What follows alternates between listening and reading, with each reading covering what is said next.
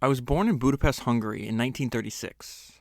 By the time I was 20, I had lived through a Hungarian Fascist dictatorship, German military occupation, the Nazis' final solution, the siege of Budapest by the Soviet Red Army, a period of chaotic democracy in the years immediately after the war, a variety of repressive communist regimes, and a popular uprising that was put down at gunpoint. This is the story of that time and what happened to my family and me. Before I tell my story, it may be helpful to provide some historical context. When I was born, Hungary was governed by the right-wing dictatorship aligned with Nazi Germany. During the early years of World War II, Hungary maintained a policy of armed neutrality. However, when Hitler's Germany attacked the Soviet Union in June 1941, Hungary abandoned that policy and declared war against the Allies. For all intents and purposes, this meant declaring war against the Soviet Union. By 1943, the Soviet army had the Germans and their Hungarian allies in retreat, and the front began to work its way through Hungary toward the capital, Budapest. The Germans occupied Hungary in March 1944, and in October installed an extreme fascist government.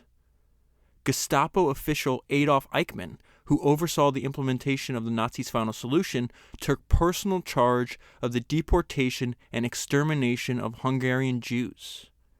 Within 4 months, virtually all Hungarian Jews living outside of Budapest had been deported. The great majority of them were killed in concentration camps.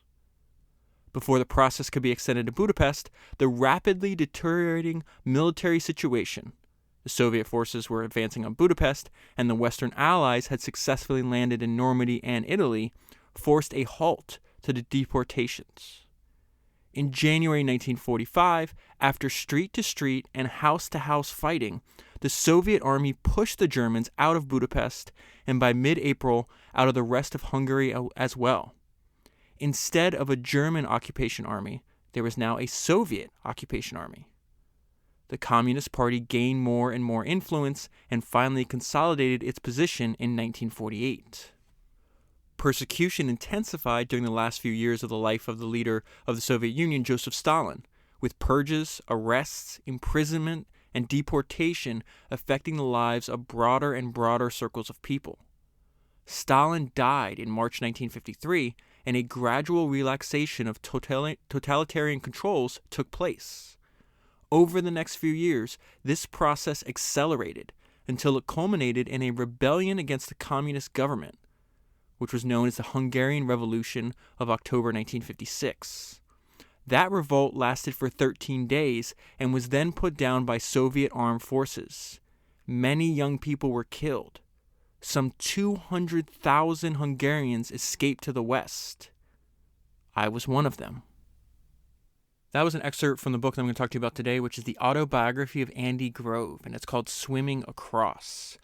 So over the years, several listeners have recommended this book to me. A few weeks ago, I was reading Walter Isaacson's book, The Innovators, and Andy Grove is one of the characters in that book.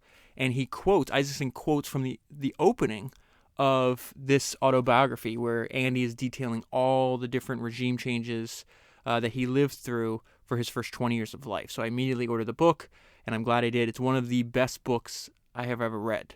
I stayed up late because I didn't want to go to bed without knowing what happened. I woke up early to try to finish the book. It was absolutely amazing. So let me go ahead and jump into it.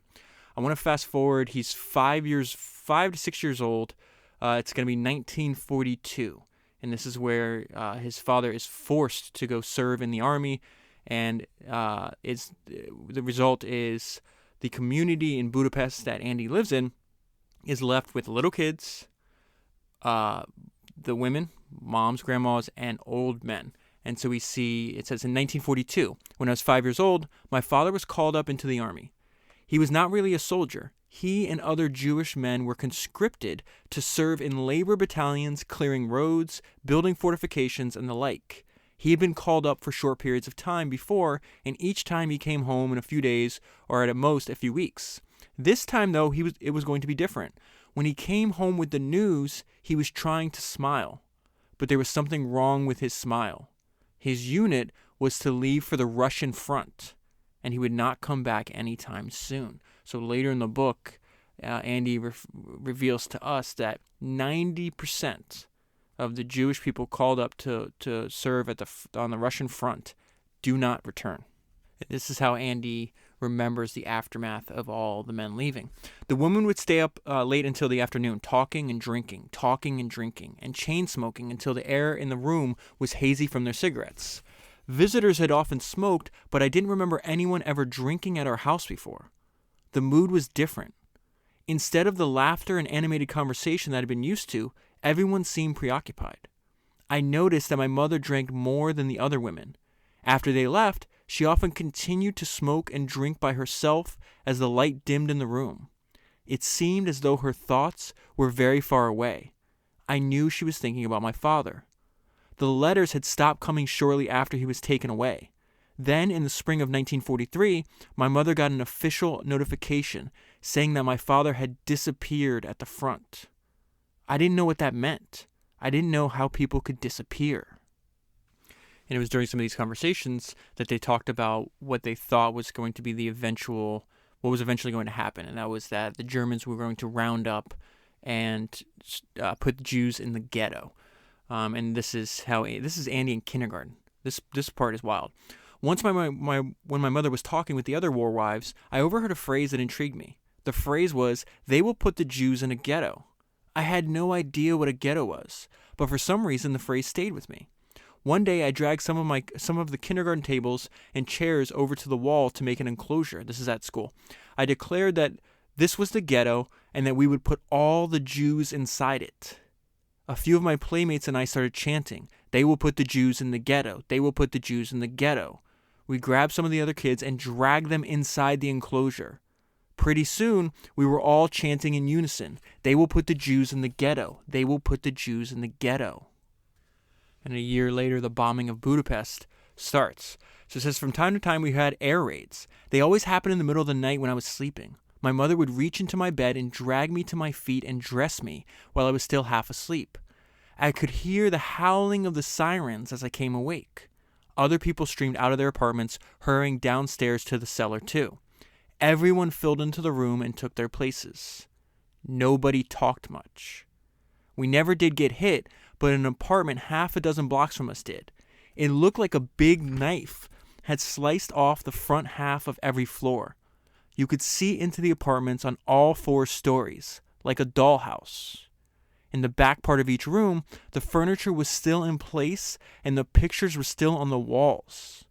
The front part had fallen off into a big heap of brick, stones, and unidentifiable rubble. What's really crazy about how extreme experiences Andy Grove had to endure early in life. Actually, one of the New York Times book review of this book was really interesting. It says it's a subtle and compelling commentary on the power to endure.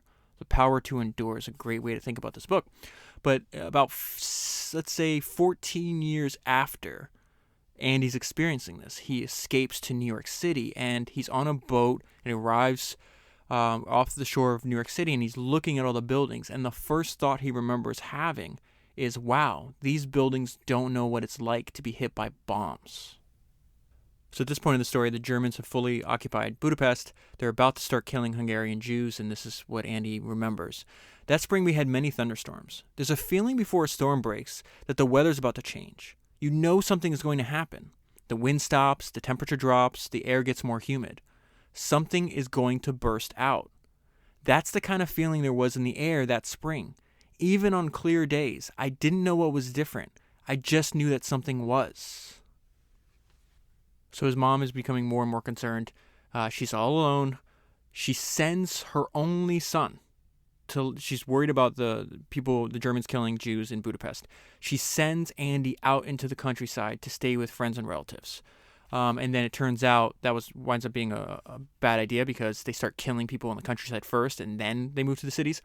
So she sends another relative to go get him. And they're talking to Andy about, hey, you I think he's been there for 1 or 2 weeks, something like that. It's like, you got to come back to your mom. He says she explained that the Jewish people were going to be taken away. So they start doing the removal and forcing the Jews from the countryside into the concentration camps. One thing that if you read this book, you'll be struck by is how strong and resilient his mother is. Wait till I have to read to you some of the horrifying things that she had to endure. In fact, he dedicates this book to his mom. It says, "To my mother who gave me the gift of life more than once." That is not an understatement. So now he's back in Budapest with his mother. It says, "Before that summer, listening to the radio was an occasional thing. Now friends came over almost every evening to listen. People started paying a lot more attention to the radio than they had before." He talks about the only way to get information was from newspapers, which printed a lot of lies, and the radio, which also telling people lies. And so a lot of it was just rumor and talking to other people. So it says, "But at the same time, my mother didn't want anyone outside our apartment to hear us listening to it. She would pull down the blinds and draw the curtains, then turn the radio on at a very low volume. She and her friends would huddle around it with very serious expressions." So that's actually a good point. Now that I'm rereading this after I finished the book, there's many instances, regardless of whether the Germans are in charge or the Russians are in charge, where Andy felt like you have to hide how you really think and how you really feel. Just like his mom saying, "Hey, we're going to listen to the radio, we're trying to get information, but we can't let our neighbors or anybody else that could potentially spying on us know what we're doing." One of the revelations that he reveals later in the book is that for the very first time when he gets to America, he feels like he can be who he is. Like, I can actually express my thoughts. I don't have to hide. I don't have to pretend anymore. Later in the summer, the radio disappeared. Jews were no longer permitted to own a radio. So this is step by step. Germans are starting to put more restrictions on them, and then obviously starting to round them up and assassinate them and murder them in mass. Government posters, appeared on the walls of buildings, describing the latest regulations applying to Jews. Jews were not supposed to mix with other people. Some stores started to carry signs, "We do not serve Jews." There's a lot in this book, even though it's happening in a different place. A long time ago, I read the biography of Levi Strauss, and before he escaped to America, he had to deal with all this. His family was Jewish. Started saying, "Hey, you can't shop at the store. Hey, you can't have this occupation. Hey, you can't live in this certain town." It just keeps encroaching. Once it starts, it's just not going to stop. The only way to make it stop is usually through violence. Continuing, at the end of the summer, our lives changed in a major way. Jews had to move out of their apartments and into special buildings that were designated as houses for Jews.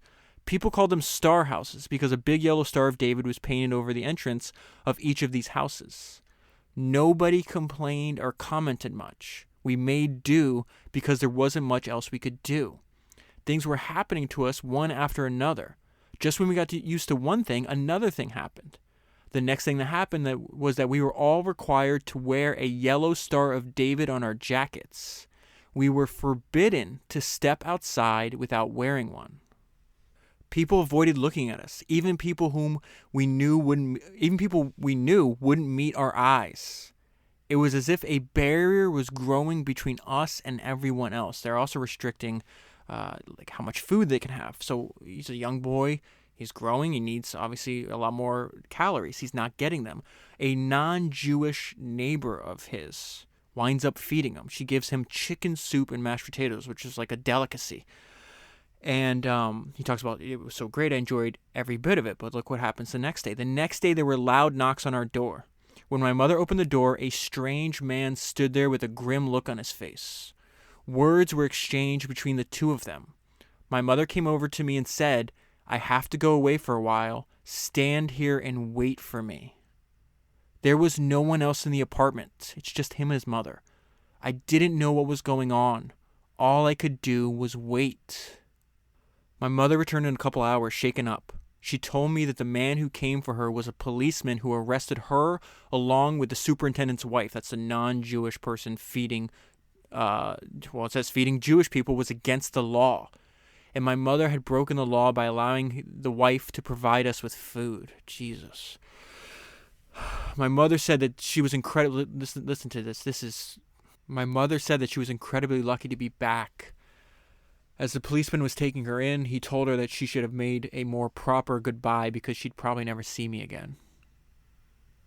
The only reason she did see her son again is because one of his father's former non-Jewish business partners just happens to see her being escorted to the police station, recognized his mother, had a friend in the police force, and was instantly able to call him, pull some strings and have her released. So once she's released, she realizes, I have got to get my son out of here. We've got to leave. So they wind up leaving Budapest. They're going to go stay with friends and relatives in a small town. And this is where she tries to hide the fact that they're Jewish. It says, the third time my mother came, she came to take me away. Nobody else was around. She said, this is the strength of this woman is unbelievable. She sat down with me on a sofa and explained that she now had official papers for us. According to these papers, her name was Maria Melsevic. The paper kept her first real name, and I was her son, Andres Melsevic. I was to forget that my name was ever Grof. This is the Hungarian version of Grove. He changes it. He Americanizes it when he leaves. And I had to absolutely, positively learn this new name, Andres Melsevic, and the story to go with it. And this part's really hard to read because if you have kids, you automatically think like, oh my God, imagine if my kids ever had to go through this. And I just couldn't imagine my son having to experience what Andy, like this, he's a young boy, he's maybe 7, 8 years old at this time. And he says, I didn't care where we were going. I cared only about 2 things. I was with my mother and I had to learn a new name. I understood that I had to memorize it to the point where it was part of me. I couldn't make a mistake. I was afraid I would forget it. So all along the train ride, watching my reflections in the glass disappearing and muttering inaudibly, Andres Melsevic, Andres Melsevic, Andrei Melsevic, over and over again. So they're in the countryside. They're being sheltered by a family that's taking in refugees, and this is the first close call that Andy has to dying. One morning, shortly after I came back from the toilet, there was an explosion outside in the courtyard. It didn't sound like a plank dropping at all. It sounded the way I imagined an explosion would sound. A big, long, loud, reverberating bang, followed by the random, rattling noise made by the debris of roof tiles, bricks, and pieces of wood flying around. The silence after the explosion was deep. People sat frozen in place as if waiting for more explosions to come. After a while, when nothing else happened, we went out and noticed that fragments of a shell had torn into the door leading into the toilet. I stared at the fragments. I had gone through that door just a few minutes earlier. So he's living literally through a war zone. The Russians arrive in the town he's in. They're pushing out the Germans. And yet, as Andy's about to describe for us, they trade out one level of brutality with another. A Russian soldier came in and waved the old man and the 2 other women out of the cellar. He closed the door and fastened it from the inside and propped his machine gun against it. He sat down at the side of our bed. He was grinning. He poked his forefinger against my mother's chest, then pointed it at himself. The Russian soldier kept grinning and again poked his finger against my mother's chest. My mother got out of bed and picked me up. The soldier moved his gun and opened the door and let my mother carry me out. She handed me to one of the women in another cellar. Then she went back to our cellar. The neighbor woman took me into her bed and put her arm around me. I lay there, stunned and full of apprehension. I had no idea what was happening to my mother or what would happen to both of us. There was so much pressure in my chest that I could barely breathe. After a while, my mother came back for me. She was very tense and angry. She picked me up again, which was unusual because I was too big for her to carry me. She carried me to bed and we went to sleep. Later on that night, some more Russians came into our cellar. My mother yelled at them, something about how all 3 of the women had already done it today. After some hesitation, the Russians left.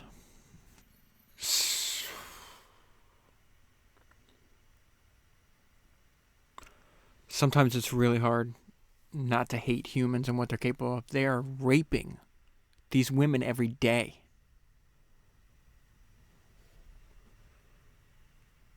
After a short while, they hear that the Germans have been pushed out of Budapest, so they immediately go back, and this is what they see when they get back to Budapest. We kept walking. At one intersection, I saw a man lying in the street face down, his legs and arms sprawled out.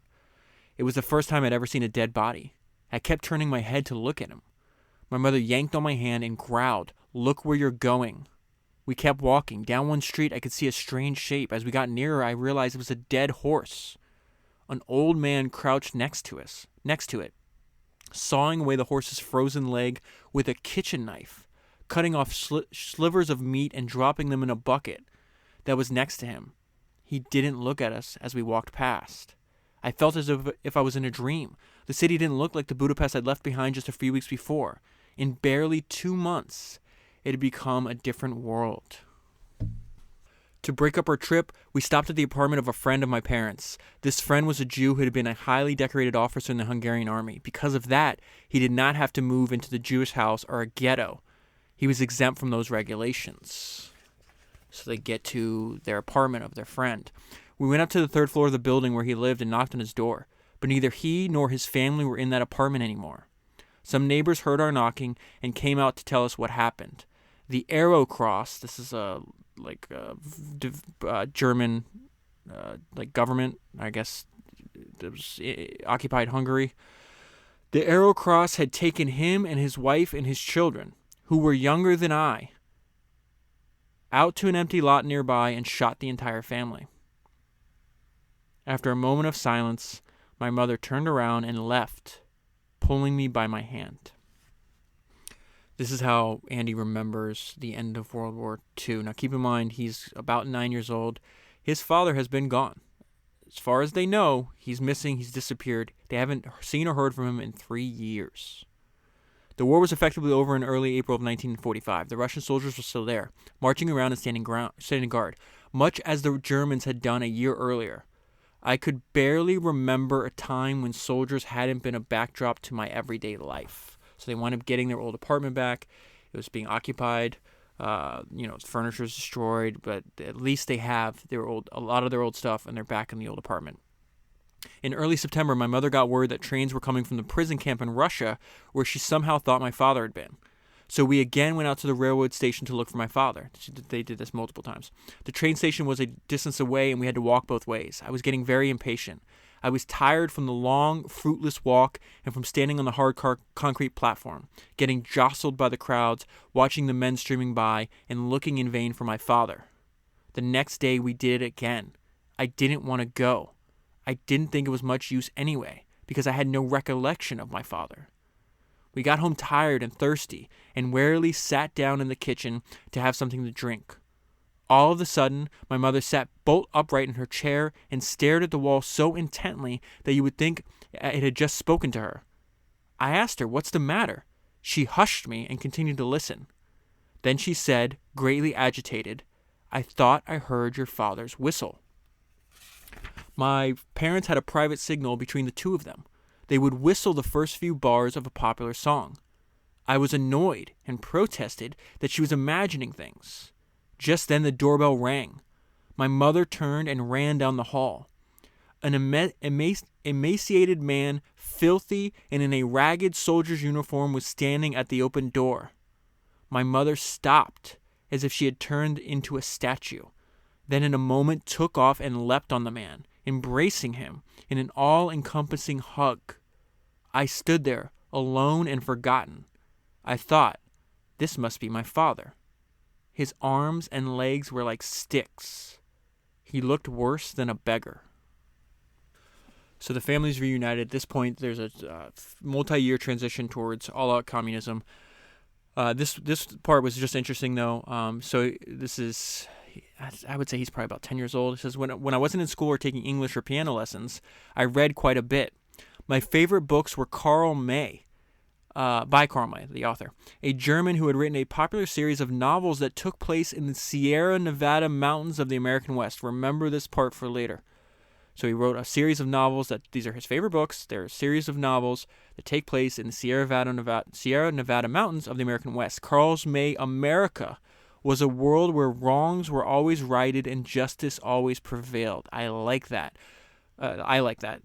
That's his writing, not me. I left myself on this page. It's interesting because Andy Grove is going to escape to Austria. Austria is where Arnold Schwarzenegger grew up. In Arnold Schwarzenegger's fantastic autobiography, if you haven't picked up the book and you're looking for something to read, I'd highly recommend that. It was very interesting. Arnold knew he was going to flee Austria. He never thought, I'm going to go to anywhere else. He knew, I'm going to wind up in America. Andy Grove had the exact same thought. Some friends were like, hey, let's go to England. Let's escape to Italy. He's like, no, I'm going to America. And now we get to the enter the incompetence of communism.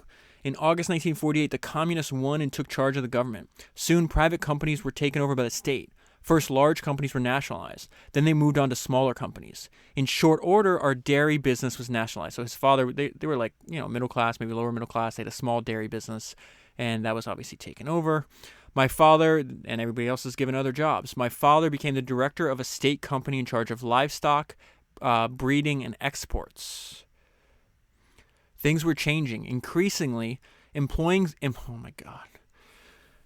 The incompetence of communism can never be overstated. Increasingly, employing somebody was considered the same as exploiting them. It was something the communist government frowned on.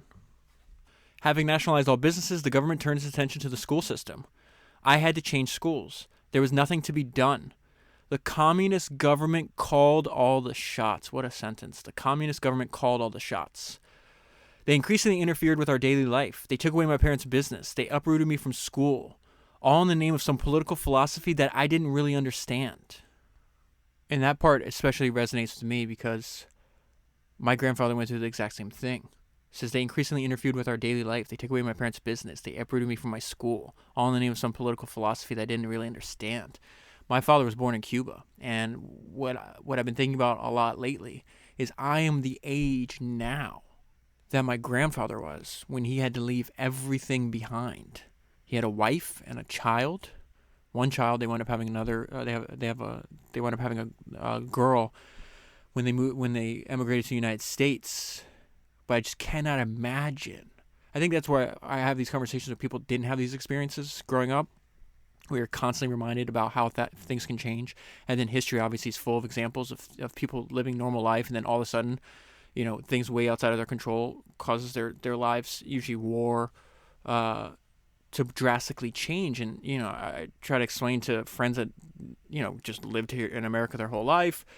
It's just like that could happen here. It could happen anywhere. And again, history is full of examples of people just living their daily lives, not expecting something drastic to happen, and something drastic to happen, and then be forced to respond to it. So I always think about like what happened to my family. It's like, I don't want that to happen to my kids. I want to make sure that I can do whatever I can that's within my power to avoid that outcome for them. Because I just could not imagine, like right now at this time of life, let's say somebody invaded America, a completely authoritarian dictatorship that's going to control every single aspect of your life. What would I do? And at this point in the story, Andy's, I think, 13 years old. Let's see, 49. Yeah, he's about 13 years old. So he's got to live through this for another 7 years. And then traveling all around Hungary, he's forced to, like, he's a young boy. Listen about this paragraph I'm about to read to you. Like, the memories that are embedded in the young life of Andy Grove are just remarkable. And not in a good way. The road to the farm went past would have been my grandparents' house. I always had a tight feeling in my chest when we went by because by now I knew my relatives had been taken from that house to be killed. Those relatives wind up dying. They were transferred to Auschwitz. Only one, I think there was like 9 of them. One of them survived, and the only reason the Germans at the time let that one survive was because she was trained. She was skilled as a seamstress. And they needed to make clothing and uniforms and everything else for the German military. So Andy continues about his love for reading, and he does something that's really smart. Think about like how awkward the transition going into puberty, transition from childhood to adulthood is. Now having to do it under a communist dictatorship, having to go through 5 years of war, and so he finds strength in fictional characters. And then imagines what it would be like if he could have the traits of the people he so admired. He says, I discovered C.S. Forster's books about the 19th century British Navy captain Horatio Hornblower. Something about the character really intrigued me. Although I wouldn't tell anyone this, I fancied myself as a later-day Captain Hornblower. A man of few but deeply thought-out words, carrying the weight of the world on my shoulders. He's 13. Living a rich inner life that my classmates had never suspected.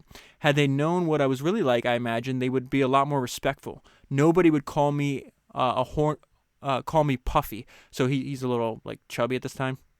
who ends up growing out of that, but he was made fun of a lot for being pudgy, or dare to push me around. I borrowed the Hornblower books from my neighborhood library. After I finished the entire series, I went back and read them all over again. The thought really appealed to me, to be able to display what I was really like by transposing myself into an imaginary person, set in an imaginary scene, undertaking imaginary adventures. This thought excited me. So at this point, they're in the car. It's him, his mother, and his father. They're driving to go check on one of these like livestock facilities that his father's in charge of. His mother's reading a newspaper. She's freaking out because in the newspaper it's accusing his father and other people of bending official rules. And it says, my father had been put in charge of the government's animal breeding program, but he didn't know anything about the subject. So he hung on to people who were experts in their field, even if they were holdovers from the previous regime. Remember what he said, communists call all the shots. And they're morons. These people couldn't run a gas station, much less a country. It's ridiculous. Now it seemed that my father had recommended someone for a particular post and the government didn't approve. Criticism in the newspaper was something to be taken very seriously. It usually signified trouble ahead. Andy is 15 years old when this is happening. My uncle and his son-in-law were arrested in the middle of the night. My aunt showed up at our house the next morning, frightened and utterly helpless. Nobody would say where they were taken or why. There were no charges and no one to inquire to. They were just gone. A few days later, my father was fired from his job. He was told that in any future job, he would not be allowed to earn more than 1/4 of his previous salary. People stopped dropping by our apartment to visit my father. All throughout the book, Andy constantly references, he's like, these people don't know, like, they can't. It's interesting to me if you read about how when he's running Intel, and a lot of his, because I read his book, High Output Management, a long time ago, and a lot of his theories on management, how to build a company and how to work, to me, now that reading this book and understanding like he had to deal with, a completely centralized economy, they couldn't even administer like the basic necessities of the citizens. It's his way of management was completely different. He got rid of all the hierarchy. He didn't believe in having an office. Like he was against like all the luxury that you would see in like executives. He didn't have a special parking spot. He worked just a normal cubicle. He would allow they'd have vigorous debates within Intel, and you could yell back and forth at him. He basically says like, I'm running the company, but I'm just like you. And then his whole thesis on like only the paranoid survive, that like when you're successful you start to become complacent, and that good ideas can come from anywhere. He's like, I'm not like the sole source of good ideas. Like there is no top down like management in this company. We take good ideas from wherever they come from. Now reading the book, you see that it's informed from seeing just the gross level of incompetence that comes from like centralized authority trying to run even a smaller country like Hungary. It's very interesting. But I got lost in my thought there too. What's also remarkable is during all of the stuff that he's to go through, he still handles his business. He's doing really well in school. He's very determined to be able to get an occupation so he could buy a house for his family. He wants to take care of his family. He winds up successfully later on, I think like 5 years after he gets to America, makes enough money to bring his family, and they wind up living with him in California till they die. So anyways, let me go back to this. So this is what the reason I thought about this is because the title of the book, Swimming Across, this is where the title of the book comes from. And again, remember this part for later on too, because he's doing fantastic at school. This is his physics teacher. It says at a parent-teacher conference that fall, Mr. Valinsky told the assembled parents, life is like a big lake. All the boys get in the water at one end and start swimming. Not all of them will swim across, but one of them I sure will. And that is Grove. They call him Groff, but we know him as Grove. So that one is Grove. Both my parents were there, and when they returned home, they told me about it with great pride. They also told many other people about it over time. My swimming across the lake of life became a family cliche. I continued to get encouragement from each telling. I hoped Mr. Valinsky was right. What a difference between, think about that, you're maybe 15 years old at the time. He's getting encouragement saying, hey, you're a smart kid, you're taking care of your business, you're going to get through life you'll figure things out. You'll get through life okay. So at 15, all the things he has to endure. Now he's writing the book. I think he's close to maybe 6 years old at the time. He's about to retire. No, he's already retired from Intel. One of the most successful careers in human history. He's already swam across. The difference, I always think about that. Like, what is the difference? Looking forward. Imagine yourself as 15-year-old Andy Grove. Everything you've gone through, all the uncertainties that's ahead. And now think about the satisfaction he has to have. Later in life, looking back, it's like, I did it. Now there's another round of forcible deportation. People forcibly relocated without warning. When the Germans were in charge, it's because you're Jewish. Now the communists are in charge, it's because you're not, towing the line. We're going to control every aspect of your life, and you're going to pretend that you agree with what we're doing. And if not, we're going to disappear you. I don't remember exactly when the deportation started. What the stories had in common was how the deportations took place. There was a knock on the apartment door in the middle of the night. Someone in uniform handed the deportation order to the residents and told them to get their belongings ready before dawn. At the appointed hour, a canvas-covered truck pulled up in front of the house, loaded up the family and their belongings, and drove away. Rumor had it the people selected for deportation were guilty of bourgeoisie tendencies, whatever that meant. Often, though, it was implied that the real reason they were targeted was that high-ranking party officials coveted their apartment. The rumors of the deportations had the effect of permeating our lives with an intangible but constant nagging fear. All right, so as life under communism gets worse, his father starts telling him more and more about time in his captivity. So at the beginning, his father has a good job. He's respected. That's taken away from him. And so before that's taken away from him, Andy's talking about all the as a young person, he sees, like, Dad, look what they're doing. And his dad's, either shuts down the discussion totally or says, don't talk about that. He definitely tells him not to talk about that with other people outside the family. But even if when they have discussions and his mom and Andy kind of see it more, are willing to admit it more than his father is, his father just sits silently.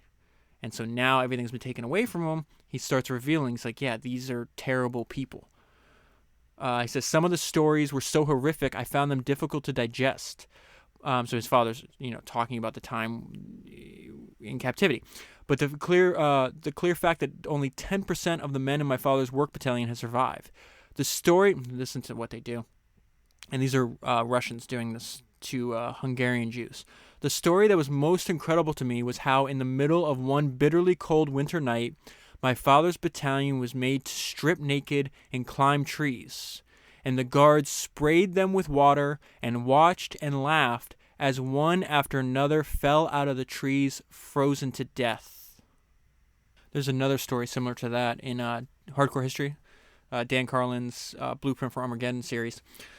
And I think it was the Russians doing it to the Germans. It might have been the Germans doing it to the Russians, but they're somewhere in Russia. It's frozen. They can't get their trucks out. They make the prisoners from the opposing army that they captured lay down shoulder to shoulder. They cover them with water. It's so cold that it freezes over the top of them, and they then use that as a makeshift road to drive their trucks out. This is more on the power to endure. That's a great sentence to think about this book, the power to endure. This is more about his father's time. He's starting opening up more. My father brought home some pictures that he had managed to keep with him throughout his years in the war and captivity. They were wallet-sized studio photographs of my mother and me, taken before he left just so he could have a picture of us with him while he was away. My father treasured these pictures. They never left his body. They gave him strength when he needed it most. In his darkest moments when it looked like he could not make it, he used the backs of the pictures to scribble his goodbye messages to us. Jesus Christ. I read these notes over and over again. Again, like when you read stuff like this, like you just think about, like, what if I was in this situation? I read these notes over and over again. One of them that my father wrote near the end of the war particularly touched me. It was dated April 1945. My dear ones, now that it looks like the end would be here and the prospect of seeing you again, I've had another setback, a new disease, some skin ulcers. It's spreading from one day to the next. There is no medicine. They don't know how to treat it. It's a slow death. It looks like my struggles of the last 3 years were for nothing. And all I would like is to see you again, to know that you are alive. But I am destroyed. Just my love for you keeps me alive. He's writing a goodbye letter, thinking he's never going to see his wife and child again. He made it home 5 months later. So now he's end of high school, wants to study at the university. He wants to be a chemist. And he's just excited the opportunity to improve his life, because even as all the crazy stuff that's going on around him, like, we all still have the same human impulses. You know, if you can think back to this time in your life, like, you know, you have this huge, the majority of your life is ahead of you, a lot of uncertainty, but you're excited. You're going from childhood to adulthood. You get to make your own decisions. You get to start building your life. And so Andy's going through that at the same time. But again, this is communism, and you know, it's like, oh, he's all equality for all. Nope. That's a lie. It's who you know. It's the connections. It's the way to get the system bent for you. I was hoping that my experience would help with my admission to the university, but my parents and I knew this was far from enough. Their search for connections, that's in quotes, continued. Then we got lucky. My father discovered that the brother of one of his friends was a professor at the university. He checked on my application and confirmed my worst fears. I had been classified as a class alien and was being rejected. So if in your previous life, in your pre-communism days, if you dare employ somebody else, because remember, they owned a small dairy business, they had employees. How dare you? You were considered a class alien, meaning you were a traitor to your class. You dared provide employment opportunity for somebody else. And so they were being rejected. So what do they have to do? They have to go in and they have to manipulate his paperwork. Our connection did something. I never actually knew what it was, but I suspect he removed the papers that that classified me as a class alien. And without those, I was reclassified as other. In late summer, a postcard arrived at our house. It briefly stated that I had been admitted to the Natural Sciences branch at the University of Budapest. The postcard arrived in the middle of the day, and I grabbed it and stared at it with my heart pounding. I stroked the words with my fingers to make sure they were real. I was going to the university. I was going to be a real chemist. My life had a direction. A weight that I didn't even know I was carrying was lifted off my shoulders. It was during he's in college. He's studying to be a chemist, and he comes to an important discovery, an important realization. And the summary is, you should always have more than one interest. So he starts taking had a really strong interest in the opera and singing. So it says, my fascination with opera also continued to grow so much that I decided to take singing lessons. I liked the sound of my own voice, and I fantasized I would be discovered as a later day this opera singer. I don't know how to pronounce his name. The lessons were half an hour long, 2 evenings a week. They were outright boring. I didn't care. I was learning real singing, so I persevered with vigor, using the times when I was alone in my apartment to practice. I would have been mortified if anyone at home had heard me. My singing was not meant for friends and families. It was only for me and my teacher. After several months, my singing voice got smoother and more flexible. I had never really learned how to read music, and I'd always had trouble with timing, but I loved every minute I spent on it, even when I had to sing particular parts over and over again. I went in and practiced. So he's actually going for a walk with his friend. They're arguing about something, and so while he's walking to his lessons, he's like, okay, I got to go do these lessons. So he says, I went in and practiced. My classmate was still there when I came out. We resumed our walk, but before we could resume our argument about chemistry, he asked, what was that stuff you sang? I could hear you through the door, and it sounded really neat. When my singing went well, it made me feel better about everything, even if things at school were tough. I thought I had made an important discovery. I realized that it's good to have at least 2 interests in your life. If you only have one interest and that goes sour, there's nothing to act as a counterbalance to lift your mood. But if you have more than one interest, chances are something will always be going okay. So this paragraph, he's going to talk about working his way through the chemistry curriculum. But I really think it's a good metaphor for life. So he says, I was completely alone in this task. Each of us had a different compound, and each of us chose his or her own path, and everyone was completely preoccupied with his or her own problem. So I couldn't brainstorm with any of my classmates. I was completely alone in this task. Each of us had a different compound. Each of us had to choose our own path, and everybody was preoccupied with his or her own problem. So now we get to the part, he's got to be almost 20 years old at this point. This is right before he's going to be forced to flee. It's about to pop off. In June 1956, the revolution, I think, happens in October of the same year. June 1956, there was a buzz about a group organizing a public discussion about the journalistic practices of the day. Remember, they're deep into communism by this point. By the time the session started, people felt say, hey, there's a bunch of journalists, they're going to have this panel, and everybody from the city is going to be there. By the time the session started, people filled every nook and cranny of the auditorium, crammed the stairways, and overflowed into the courtyard of the building. Loudspeakers had to be hung so that the sessions could broadcast to the crowds waiting outside. My friends and I managed to find a place inside the auditorium. A long table was set up on the stage. At it sat a panel of writers and journalists. Remember what I was just saying about not only in Hungary, but it's also happening in Cuba, this complete control of the flow of information. That is about to end. And an uprising that is going to eventually be put down by violence is going to spring up in its place. Because what they say here.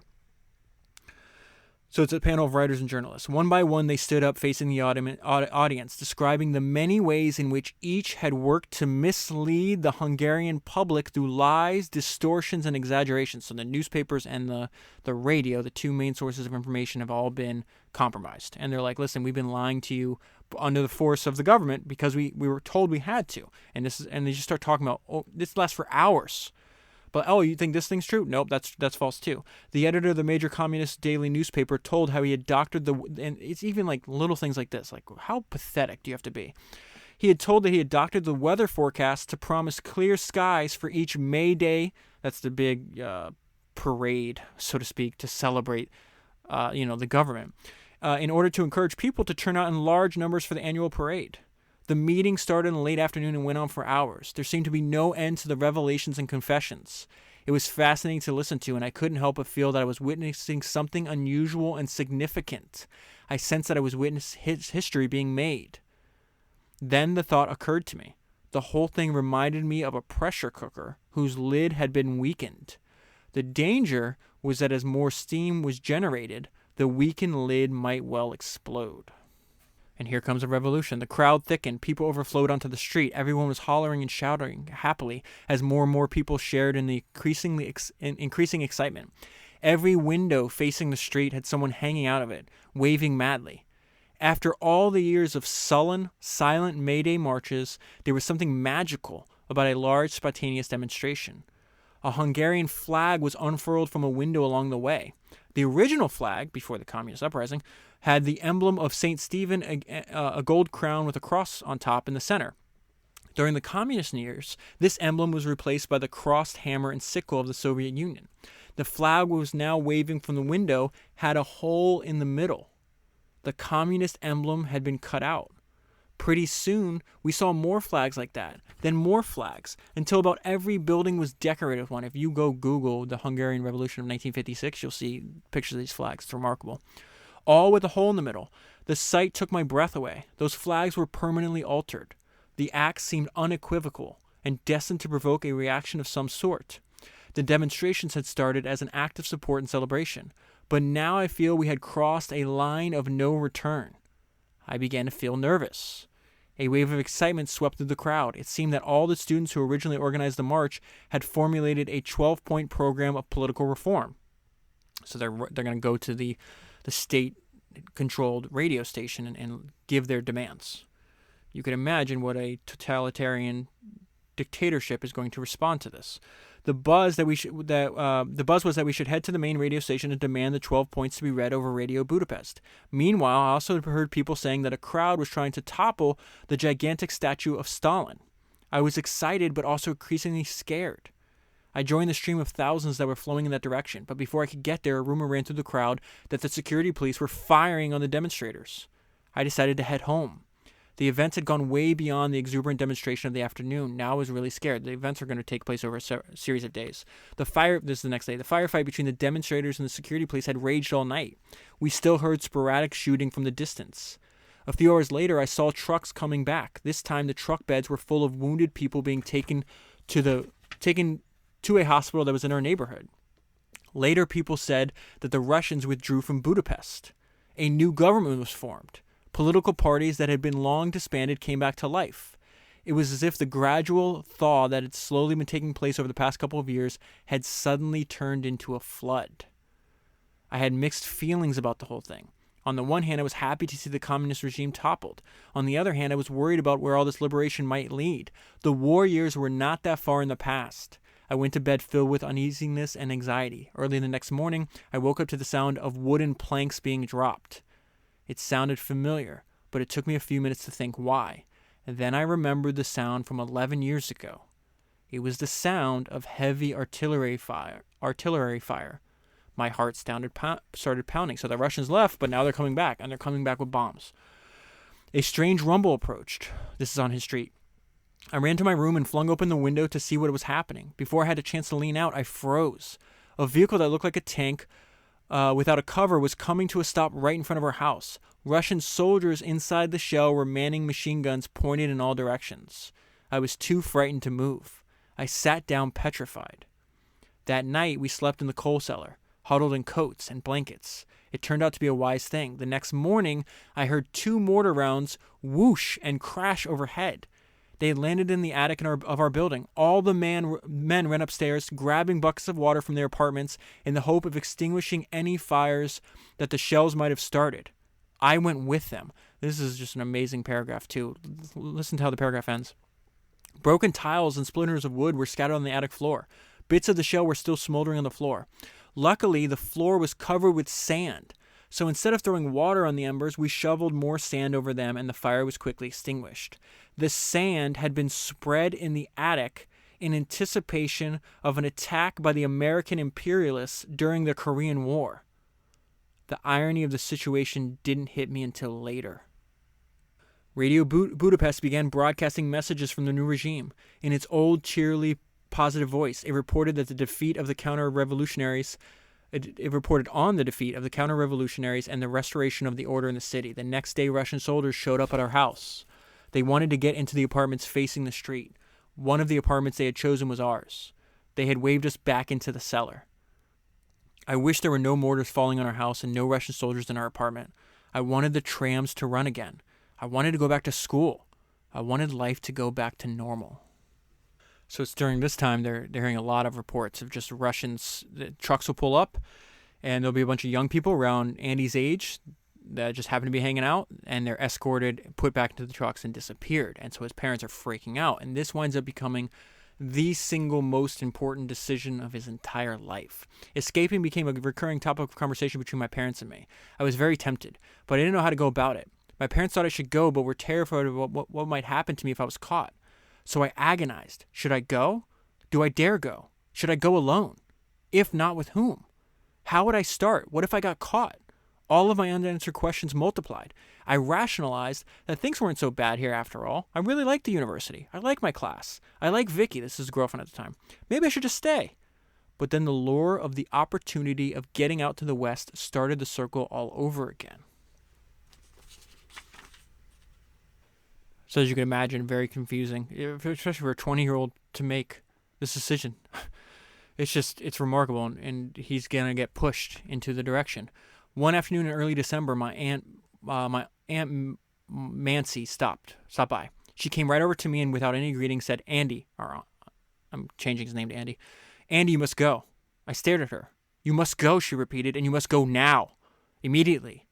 On her way back from shopping, she had seen several Russian trucks. The trucks had pulled up at an intersection. Russian soldiers had jumped out, rounded up the young people who happened to be in the neighborhood, herded them off in trucks, and left.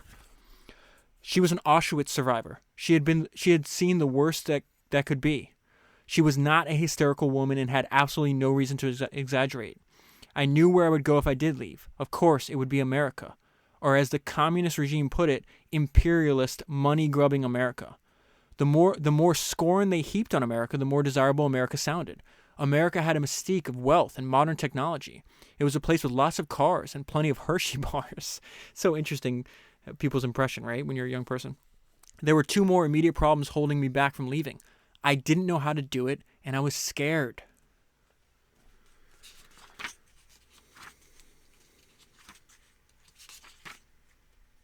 So his father's like, it's like a friend of a friend situation.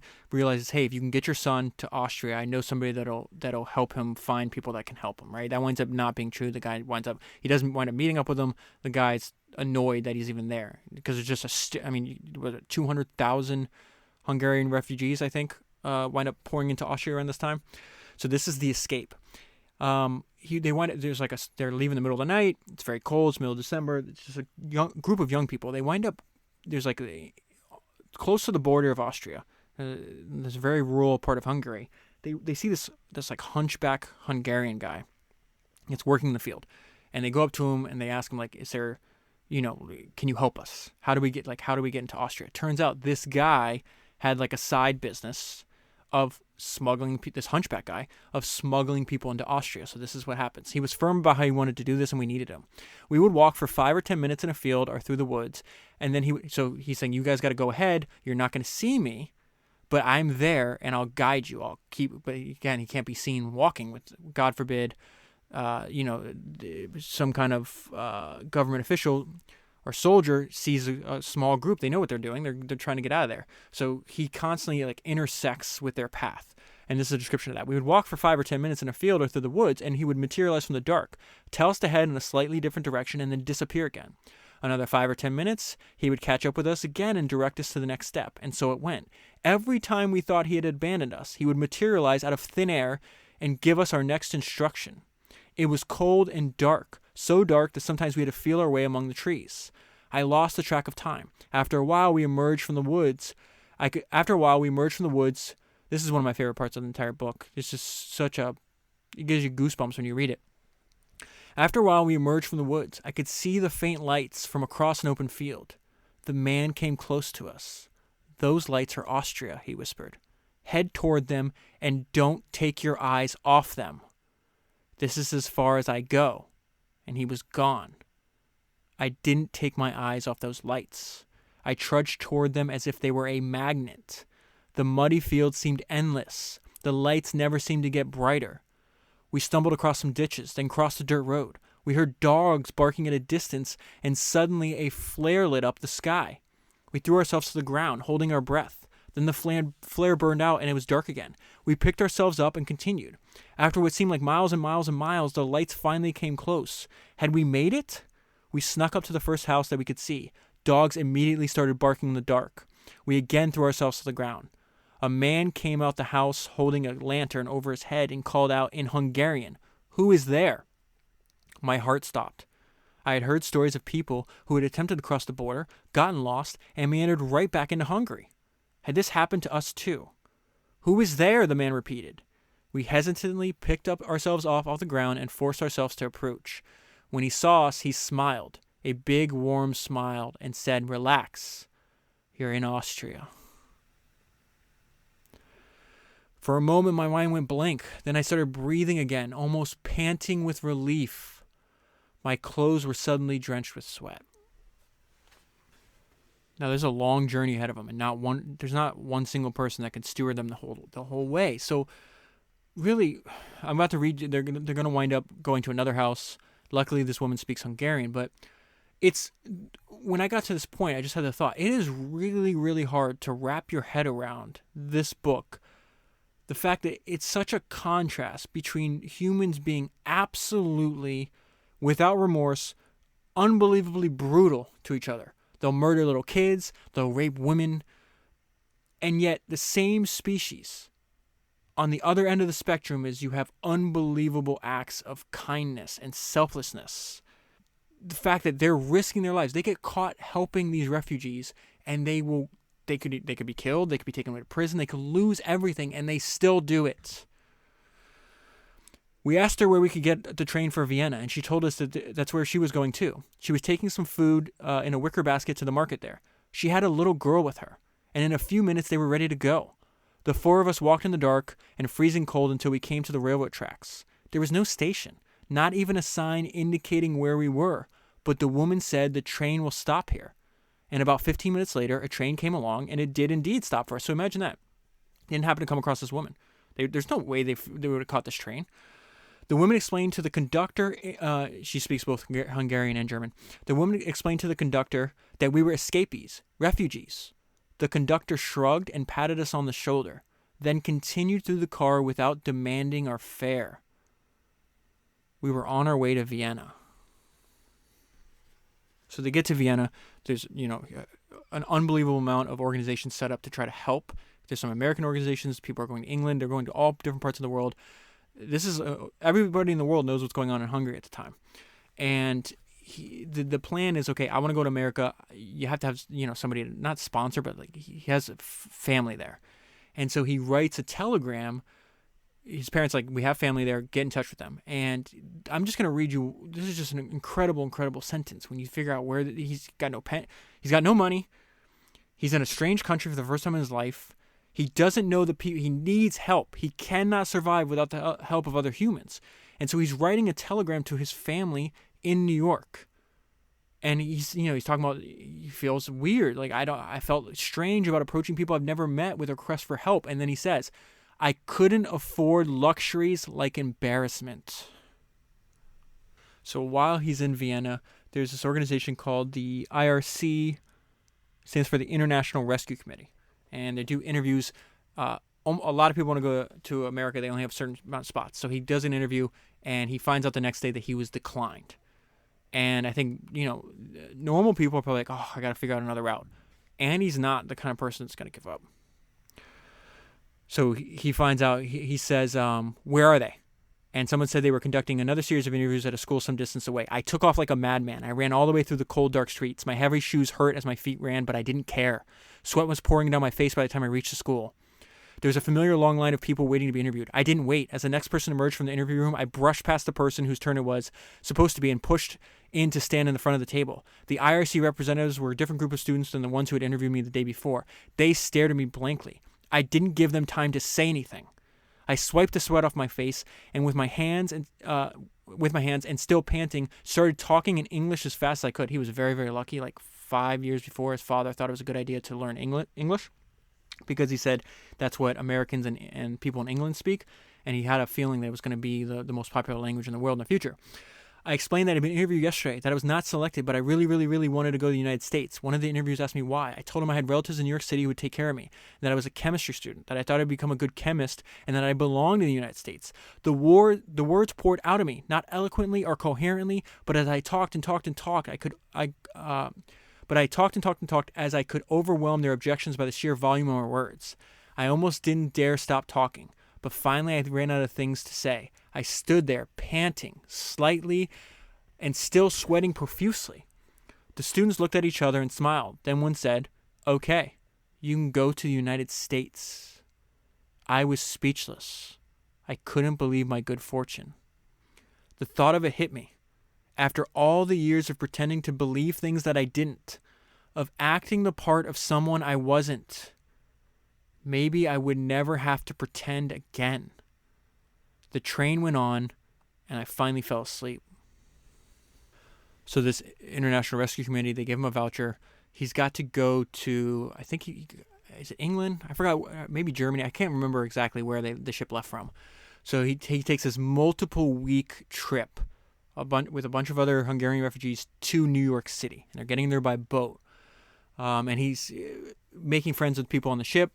And there's just a lot of sentences from the time he leaves and makes it to America. There's just a lot of sentences that are like this. So he says, "My new friends explained to me that this ship was one of the many that had been built after the war for the sole purpose of bringing the troops home from England." Remember, his entire life, young life, has been in a war zone, a centrally planned economy. What they just told him blew his mind, right? It seemed incredible to me that ships would be built for just one purpose, but they assured me this was the case. There's a ton of sentences like this. He talks about he never saw the ocean, didn't know what salt water smelled like. There was no such thing as real coffee in Hungary. They called it coffee, but it was not made out of coffee beans. It was made out of ground hazelnuts or something like that. So he starts having real coffee for the first time ever on the ship. And he's like, it tastes amazing. So that's real coffee made from coffee beans. He never had a banana before. He never had an orange. He's eating all these things. He gets to America, they give him a polio vaccine. He's like, I don't understand. You guys have a vaccine? Like, people in Hungary are dying. Or I guess, well, you eventually do die from polio. Like, they're still getting polio. He'd never seen a TV before. He never saw a trash incinerator. He could not believe America when he got there. There's actually a really good book about this idea. Do you guys know who Patrick Collison is? Patrick Collison is the founder of Stripe. He's a source of great book recommendations, actually. If you go to patrickcollison.com, I think maybe /books. But he just recommended this other book. I just bought the Audible version. If it's good, I'll read it and maybe talk about it on the podcast. It's called Freedom's Forge. And it's about what is one of the most remarkable achievements in American history, which is how industry rose to the challenge of building all the machines and weaponry that they called the arsenal of democracy. I'm also listening to Dan Carlin's his latest series, which is on the war in the East. And it talks about the difference between like how the Japanese built. I'm not finished with the latest episode. I'm like maybe an hour and a half, 2 hours into it. But he talks about. These are like approximate numbers, right? I didn't take notes, but it's like during the entire time the Japanese or Americans were fighting, Japan was able to build like 8,000. Let's call them ships. I don't remember what it was, right? 8,000 pieces of machinery for the war effort. They said in the first year, the Americans were able to build 40,000, and that was the least amount they ever built, and they did it year after year after year. So total, they, whatever, this, I can't remember what it was. Let's just assume it was ships. Japanese would build 8,000. Americans wind up building hundreds of thousands of them. So this, I have a feeling that's going to be in the book Freedom's Forge, which sounds really interesting. But again, going back, listen what he says. It seemed incredible to me that ships would be built for just one purpose. So he gets to America, gets to New York City, and he winds up enrolling in school. He has the help from countless different organizations. They provide him with room and board, or small stipend. They pay for his tuition, his books. He gets a job and works. And his schedule at this time is remarkable. I mean, could you imagine? Could you imagine everything this guy went through? And now he's like, I got this land of opportunity in front of me. So from the time he wakes up in the morning, he's got like morning classes. Then he has to come home. He studies all day long, then goes back for night classes. And then he's also working while he's doing that too. And he's like, every once in a while, I would buy myself at the Subway in New York City, they would sell cups of Coca-Cola for 5 cents. And every once in a while, I treated myself to this. But I didn't do it too often because that was 5 cents I didn't have to bring my parents over with me. He winds up not liking New York City. He's like, I love America, don't like New York City. He gets stewardship, like a mentor with one of his professors who he never forgot for the rest of his life. In fact, he never forgets any of the people who helps him. The royalties for this book go to the international. Isn't that amazing? The royalties of the book go to support refugees modern day, because that IRC still exists to this day. But anyways, so he talks about, he's telling his mentor about, I love America, but I can't handle the weather here. And he's just tired of the snow.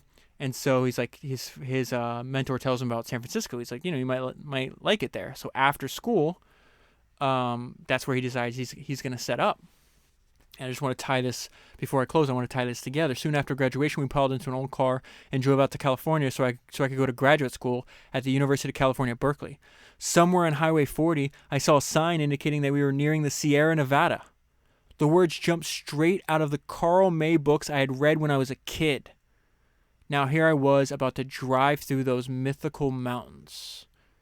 I fell in love with the San Francisco Bay Area from the moment I drove through the tunnel north of San Francisco and saw the city glittering in the sunshine. It was everything Professor had suggested it would be. It was beautiful. It was friendly. It became home. I've lived in the Bay Area ever since. And now we reach the Andy Grove of the age that he is when he wrote the book. He's about 60, 62, somewhere in there. And he's reflecting back on this. He says, I have loved my life in the United States. The doors that the International Rescue Committee and Professor Schmidt opened for me were just the first of many.